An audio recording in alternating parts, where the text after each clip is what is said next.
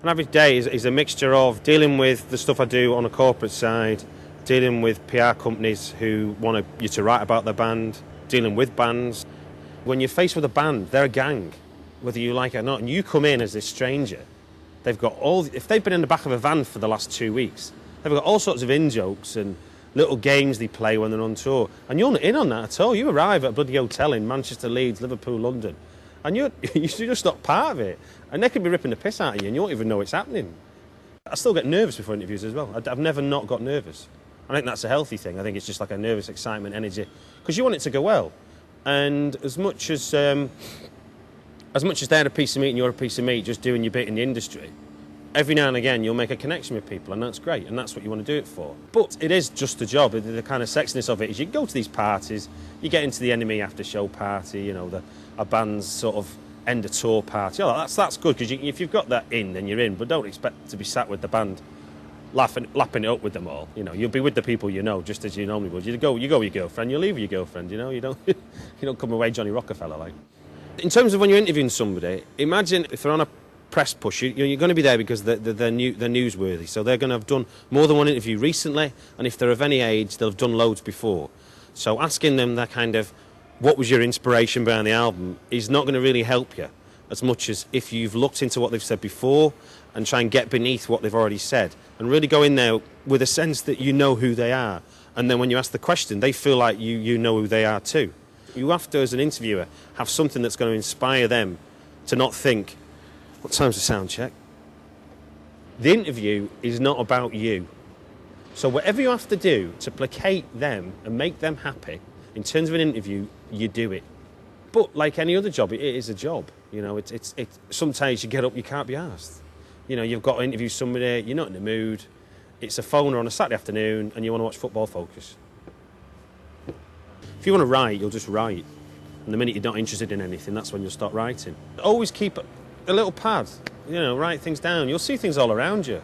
Posters, people you meet, you know, and get out there. You can't do more than get out there. Go to gigs. If you're writing about music, go to gigs a lot. If you don't go to gigs a lot, then you shouldn't be writing about it. If I was going to do it all over again, I'd have written at university. I can't believe I wasted 3 years at university where I didn't write a bloody bean. And I had more time than I had in my whole life. Got my first thing published when I was 24. So I guess, you know, if anyone's looking at this and thinking, you know, I've missed the boat or anything, there's you know, you just got to, if you want to do it, you should just do it.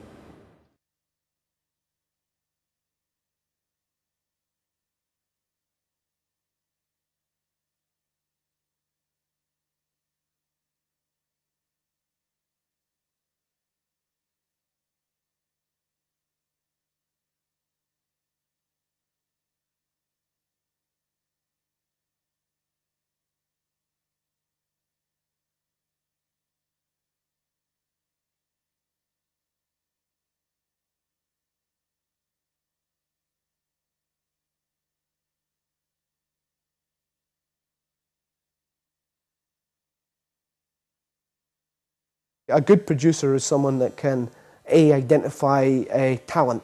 The second is the ability to get a film made. You know, that's a very, very hard thing to do. So you have to be very creative in how you make films. You know, if you can't make it for 3 million, can you make it for 500,000?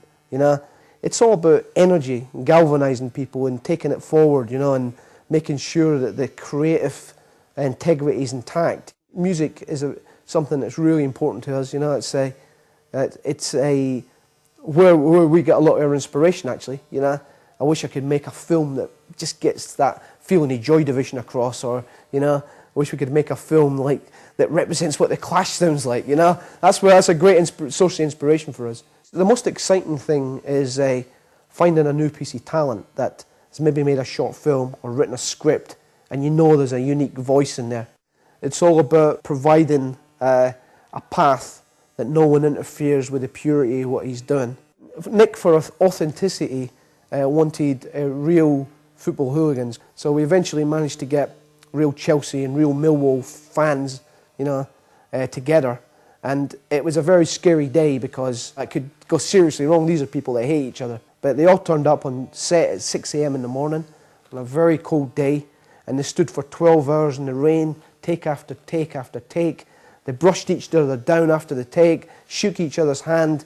You know, I mean, it was like broke every stereotype imaginable about what these people are about, you know. And these are people that remember that next week are going to batter each other. You know, they're going to go out on Saturday and that's what they do.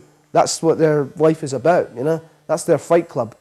Human Traffic was a difficult film to make because, A, it was my first film, you know, it was an impossible budget to make it on. It really was like diving straight into, you know, a pool of quicksand, really. You know, it's like, help, how do I get out of this one, you know? How are we going to survive it? And my primarily concern at that time was, I've managed to convince someone to make a film for this amount of money, you know, I'm going to deliver it, whatever it takes. It's very hard when you have an ambition and a dream, and people want to squash it right away. So our company has an internal training scheme. We take 2 trainees on every month. They get a chance to see the overall process. It's all about tenacity, you know, it's all about being resourceful, it's all about, you know, not letting the system break you. It's a very, very, very, very hard job to get into, you know, but if you believe in yourself, you know, and you can visualize yourself in that position, it's important to go for it.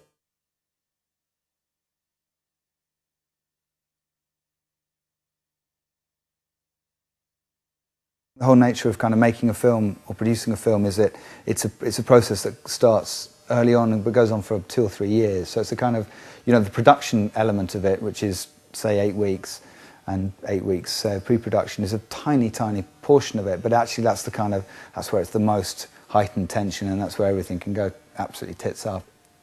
It's an incredibly difficult job to raise money for film and to put all the different blocks that kind of come together to form the film's budget. The kind of projects that we at Vertigo have kind of gone for so far, and I think will continue to go for, have got quite specific worlds to them. The Football Factory was football hooligans. We knew there was a kind of people who wanted to see it, and also no one had done it really in the kind of way that we wanted to do it, which was a little more controversial than the previous films on football violence. And then our next film, It's All Gone Pete Tong, was about the dark dance culture in Ibiza, and again, no one had really touched it since Human Traffic. So we knew there was a kind of world there, that there was an audience out there. I was given a fantastic opportunity when a kind of veteran producer called Norma Heyman, who produced Dangerous Liaisons and Gangster No. 1 and stuff like that, she said, would I like to produce for her and kind of find new talent and make films for her. So I did a course, I did a 5-month media business course, and then she took me on as, first of all, her kind of apprentice for a couple of months, and then said, right, you're a producer, go and find your first film. The thing that I most enjoy about the business is the kind of this extraordinary mix of business and creativity.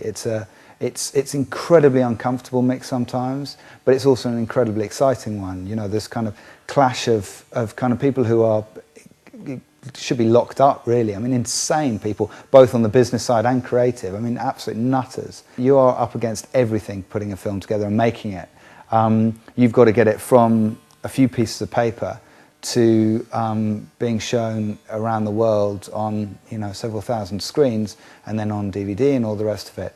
And I think it's an amazing process. It's a very long, it's an incredibly kind of, you need a lot of passion for it. I think you need to absolutely believe in it. But I love that because it requires passion. If you don't believe in your films, or you don't believe in what you're about to go into, you're dead in the water, because you're about to have fights, you're about to laugh, you're about to cry, and you're going to be disappointed, and you're going to have the most amazing times, but you've got to just go all the way through it. The producer is ultimately the person that has to drive the whole film through. At the bottom line, you've got to have some kind of business sense. You've got to understand that it is about making money in some show. It's a business, so therefore you can't kind of go into a film thinking this is pure art, or you can do, but then you're not going to make a business out of it.